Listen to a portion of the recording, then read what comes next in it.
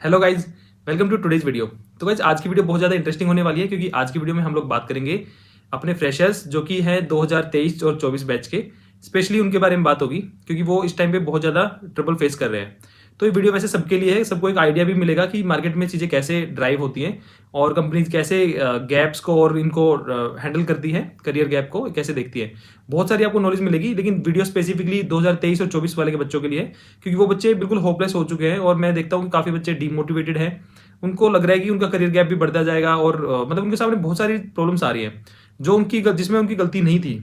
ठीक है, जैसे कि अभी रिसेशन चल रहा है जिसमें उनकी कोई गलती नहीं थी, रिसेशन हुआ, फेक हायरिंग चल रही है और सोसाइटी का प्रेशर है और गैप उनका बढ़ता जा रहा है करियर में। ठीक है, तो ये सब चीज़ें हैं जो कि वो फेस कर रहे हैं डेली बेसिस पे, लेकिन वो थोड़ा फाइट बैक भी कर रहे हैं। तो मैं आज की वीडियो में यही बताऊंगा कि वो उनका फ्यूचर क्या होने वाला है और जो इंडस्ट्री है, आईटी इंडस्ट्री, वो उनको कैसे एक्सेप्ट करने वाली है। ठीक है, तो ये वीडियो बहुत ज़्यादा जरूरी होने वाला है, कुछ भी फालतू की बात नहीं करेंगे, सीधा हम टू द पॉइंट बात करेंगे। ठीक है, और ऐसा नहीं है कि मैं इस वीडियो में कुछ भी अपने मन से बोल रहा हूँ। एक्चुअली मेरे जितने भी मतलब कुछ जो एचआर जो नोन है, फ्रेंड है या मेरे जो भी प्रोफेशनल सर्कल में है, मैंने उनसे ना बात की थोड़ी थोड़ी। तो ऐसा नहीं कि मैंने उनसे डायरेक्ट पूछा कि 2023 के 24 के फ्रेशर्स के का फ्यूचर क्या होगा। देखो ऐसे फ्यूचर कोई नहीं बता सकता, लेकिन उनकी जो बातों से जो आइडिया मिला ना मेरे को सब लोगों से बात करके, ठीक है, तो उसको मैं कंक्लूड करके मैं इस वीडियो में बताऊंगा आपको। और मैं मतलब एक वाइड जो हम एक गैस लगा सकते हैं कि क्या होने वाला है फ्यूचर में, वो हम इस वीडियो में करेंगे। ठीक है, तो मैं स्टार्टिंग में आपको एक स्टोरी भी सुनाऊंगा, उस स्टोरी के बाद ही आपको 80% स्टोरी मतलब पूरी बात समझ में आ जाएगी। ठीक है, तो जल्दी से मैं स्टोरी स्टार्ट करता हूँ। तो गाइज एक बार क्या होता है, एक गाँव होता है, ठीक है, तो उस गाँव में एक बार अकाल पड़ता है। अकाल का मतलब सूखा पड़ता है, मतलब कोई फसल वगैरह नहीं होती है, तो लोग परेशान हो जाते हैं। तो जैसे पुराने टाइम में था कि जैसे शादी करते थे अपनी बेटियों की तो सबको दहेज वेज देना पड़ता था इस तरह। तो अब क्या होता है कि एक पंडित जी को बुलाते हैं गांव में, उनको लगता है कि बार बार अकाल पड़ रहा है, क्या गड़बड़ है, मतलब सूखा पड़ रहा है गांव में। तो एक पंडित जी आते हैं, उसको बताते हैं कि भाई हमारे साथ क्या हो रहा है गलत, गांव में बताओ अकाल पड़ रहा है। तो पंडित जी कहते हैं कि भाई, वो पंडित जी चेक करते हैं, कहते हैं कि तुम्हारे गांव पे ना जो ग्रह है वो सही नहीं चल रहे, तो तुम्हें ग्रह की शुद्धि करवानी पड़ेगी, पूजा वूजा करवानी पड़ेगी। और अगर तुम पूजा करवाओगे तो मतलब पूजा तो मैं कर दूंगा, लेकिन उस एक साल के लिए ना तुम इस गांव से ना कोई भी डोली नहीं उठेगी, मतलब कोई शादी शादी नहीं हो सकती इस गांव से। तो वो पूजा अगर तुम्हारे ग्रह सही होंगे तो मैं नेक्स्ट ईयर चेक करूंगा, एक साल में जो ग्रह की जो स्थिति चेंज होगी, अगर वो चेंज हुई तो ही तुम फिर नेक्स्ट ईयर हम डिसाइड करेंगे कि शादी होगी या नहीं होगी लड़कियों की। ठीक है, कोई डोली नहीं उठ सकती। तो बोले ठीक है भाई, पूजा पाठ करो। पूजा पाठ किया, उसके बाद एक साल की लड़कियों की शादियों में बैन लग गया। ठीक है, अब लड़कियां खाली बैठी थी उस टाइम पे, स्कूल कॉलेज तो होते नहीं थे, ना किसी के पास इंटरनेट था। सबको लगा, लड़कियों को लगा हम क्या करें गाँव की लड़कियों को। तो उन्होंने एक ग्रुप बनाया, और मतलब ग्रुप इंटरनेट में नहीं, जो सोशल ग्रुप वैसा बनाया। और उन्होंने सोचा कि यार हम ना सब लोग मिलके खाना बनाना सीखते हैं, अच्छा अच्छा खाना। ठीक है, तो उन्होंने सब लोग ने, मान लो किसी के घर से किसी ने अलग अलग रेसिपी पूछी सबसे, औरतों से, और उन्होंने नोट डाउन करी रेसिपी और मतलब एक खाना बनाना अच्छा सीख लिया उन्होंने। ठीक है, ठीक है, अच्छा, उन्होंने एक साल दबा के बहुत अच्छा खाना बनाया, उनको सबको बहुत अच्छा खाना आ गया, सबने प्रैक्टिस कर लिया अच्छे से। ठीक है, नेक्स्ट ईयर पंडित जी को बुलाया गया। पंडित जी ने चेक किया ग्रह, बोले यार इस साल भी अभी ग्रह ठीक नहीं हुए, तो इस साल भी शादी नहीं हो सकती। ठीक है, और वैसे भी गांव वालों के पास दहेज में देने के लिए था नहीं कुछ, क्योंकि सूखा पड़ा हुआ था, तो दहेज भी शादी का कोई चांस नहीं था। तो बोला एक साल और वेट करो, मैं नेक्स्ट ईयर फिर चेक करूंगा। तो नेक्स्ट ईयर जो लड़कियां थी उन्होंने सोचा कि यार हमने खाना बनाना सीख लिया है, अब हम क्या करें। तो उन्होंने सोचा कि यार हम ना जो सिलाई विलाई है, जो सिलाई कढ़ाई जो पहले चलता था ज़्यादा, उन्होंने सोचा हम ये भी सीख लेते हैं, सिलाई विलाई करना कपड़ों को, और ये सब बनाना करना भी सीख लेते हैं। उन्होंने एक साल के मस्त प्रैक्टिस करी उसकी भी, उनको वो भी आ गया बढ़िया तरीके से। नेक्स्ट ईयर पंडित जी आए, फिर से पंडित जी से पूछा कि भाई अब बताओ ग्रह कैसे है। पंडित जी ने बोला यार अभी भी ग्रह गड़बड़ हैं थोड़े से, तो अभी और थोड़ी सी स्थिति ठीक हुई है, थोड़ी सी पेंडिंग है, तो अभी भी एक साल और लग जाएगा। तो बोले ठीक है। तो एक साल, अब फिर से लड़कियों ने सोचा कि अब हम क्या करें यार, एक साल और हमारे पास है, अब शादी तो हो नहीं सकती, अब क्या करें घर में। तो उन्होंने सोचा कि हम एक काम करते हैं, हम ना डांसिंग और सिंगिंग भी सीख लेते हैं, खाना वाना और घर के काम तो उनको आएंगे सारे, अब खाना हम डांसिंग और सिंगिंग भी सीख लेते हैं। अब उन्होंने एक साल लगा के डांसिंग और सिंगिंग सीख ली सबने, लड़कियों ने। अब तीसरे साल फिर से पंडित जी को बुलाया गया, पंडित जी ने चेक किया, बोले हाँ यार ग्रह तो अब ठीक हो गए, बारिश भी होने लगी थोड़ी थोड़ी। तो उनको लगा यार चलो सही है, पंडित जी की पूजा सफल होगी। तो वो बोले हाँ अब शादी हो सकती है इस गाँव से। बोला ठीक है। उसके बाद क्या हुआ, गांव में जैसे जैसे जब वो 3 साल गुजर रहे थे, तब सारे जो आस पड़ोस के जो एरिया था पूरा, उनको पता चल गया कि इस गांव में लड़कियों की शादी बैन है, क्योंकि इस गांव ने पूजा पाठ करवाई है और लड़कियों की शादी बैन है, तो कोई रिश्ता लेकर नहीं आ रहा था। लेकिन जब उनको ये पता चला कि यार 3 साल में इनकी इस गाँव की लड़कियों ने इतनी सारी स्किल्स अक्वायर कर ली है, तो उनको लगा कि यार हम किसी दूसरे गाँव शादी करने के बजाय हम इनके पास ही करेंगे शादी, क्योंकि इन लड़कियों को सबको सबको खाना बनाना आता है, सबको कुकिंग मतलब घर का सारा काम आता है उनको, सिलाई कढ़ाई और जो भी काम होता है घर का। और उनको मतलब उनको ये भी मतलब डांसिंग और सिंगिंग भी आती है, तो लड़कियों की वैल्यू बढ़ गई उनकी। ठीक है, अब क्या हुआ कि उन लोग उनके पास आने लगे कि अभी हमें शादी करनी है इस गांव की लड़कियों से, और वो दहेज भी नहीं देना पड़ रहा था उनको, क्योंकि उनके पास स्किल्स आ चुकी थी लड़कियों के पास। तो सेम स्टोरी है ना, सेम स्टोरी हो रही है आजकल के फ्रेशर्स के साथ में। ठीक है, फ्रेशर्स के साथ में क्या हो रहा है कि उन्होंने जो वो स्किल्स ना वो एक्वायर करते जा रहे हैं, बट उनको जॉब नहीं मिल पा रही है। अच्छी चीज वो ये कर रहे हैं कि वो ना लगातार लर्निंग करे जा रहे हैं, पर उनको कुछ फ्रूट नहीं मिल रहा उस चीज का। ठीक है, बट उन लोगों को ना सबसे बड़ी जो टेंशन है वो एक चीज की है, उनको है कि उनका ना करियर गैप बढ़ता जा रहा है। तो सबको ये है कि करियर गैप जब अगर बढ़ जाएगा तो फ्यूचर में हमें जॉब लेने में दिक्कत होगी या नहीं होगी, और कंपनी इसको कैसे देखेंगी, एचआर इसको एंटरटेन करेगी या नहीं करेगी, जो भी करियर गैप है। ठीक है, तो देखो पिछले 8 साल से मैं इंटरव्यू पैनल का पार्ट हूँ अपनी कंपनी में। तो मैं आपको बता सकता हूँ, मैंने बहुत सारे सीवी और प्रोफाइल देखी है करियर गैप के साथ में, और उनका सिलेक्शन भी हुआ है, और हम मतलब इवेल्युएट करते हैं प्रोफाइल्स को। तो मैं आपको क्लियरली बता सकता हूँ कि किस बेसिस पे करियर गैप देखा जाता है और किस बेसिस पे नहीं देखा जाता। ठीक है, तो देखो करियर गैप की बात कर लेते हैं थोड़ी सी। करियर गैप ना कभी भी गैप नहीं देखा जाता कि 1 ईयर, 2 ईयर, 3 ईयर्स। बच्चों को लगता है कि वो गैप का ईयर देखते हैं। हमेशा बच्चे पूछते हैं सर 2 ईयर गैप एक्सेप्टेबल है?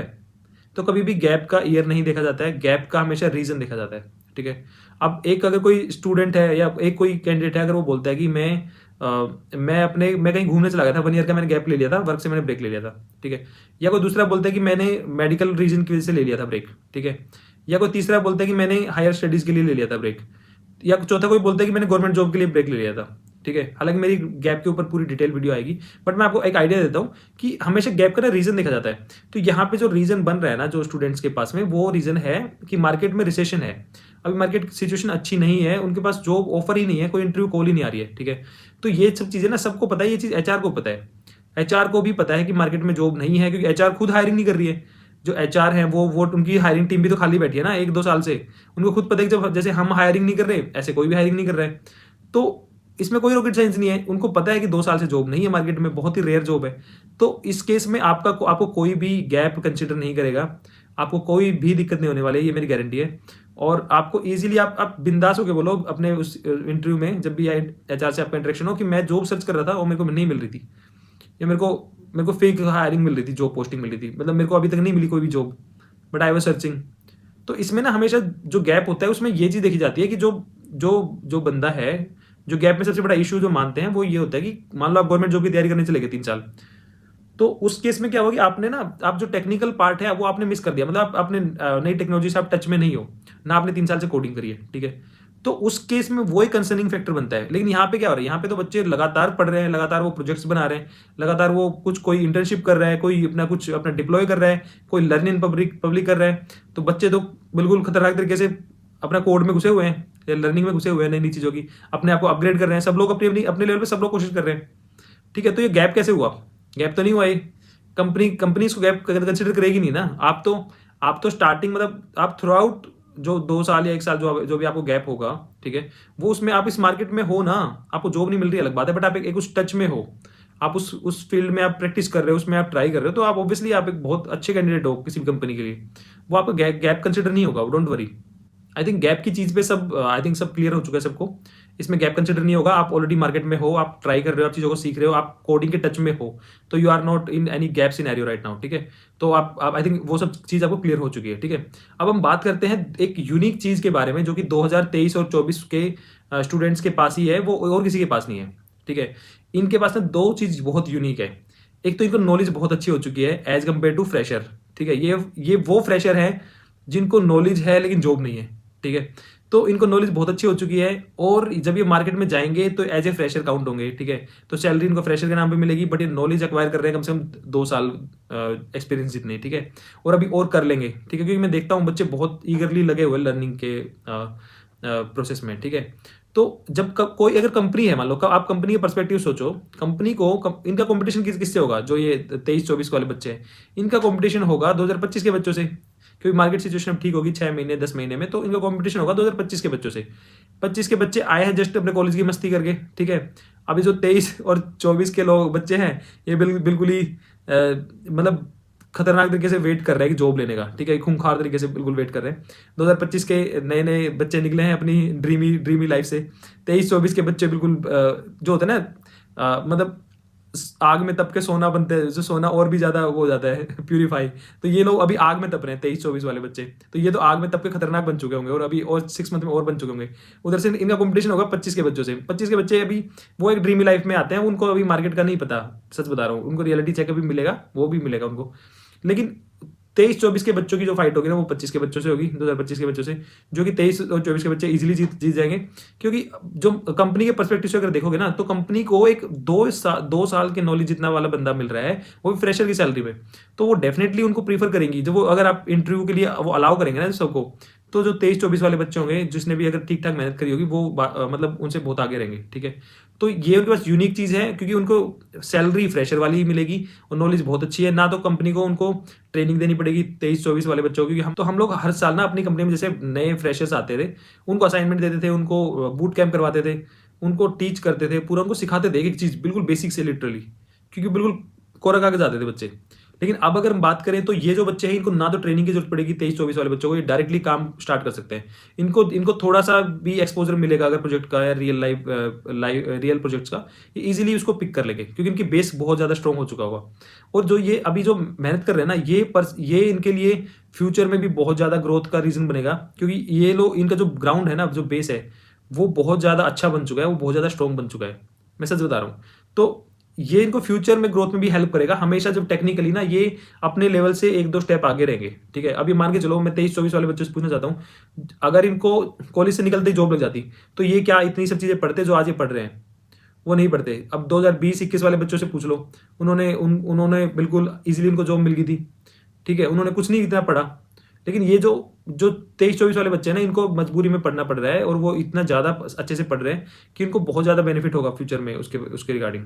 मैं 2023 और 24 वाले स्टूडेंट से यही बोलना चाहता हूँ कि आप लोग बहुत हार्ड वर्क कर रहे हो, ठीक है। अगर किसी को पेरेंट्स मतलब कुछ प्रेशराइज कर रहे हैं, सोसाइटी में कोई प्रेशराइज कर रहा है, या आपको लग रहा है कि मतलब ये मैसेज में आप लोग कन्वे नहीं कर पा रहे, तो आप ये मेरी वीडियो शेयर करना अपने रिलेटिव्स के साथ या फ्रेंड्स के साथ में, ठीक है।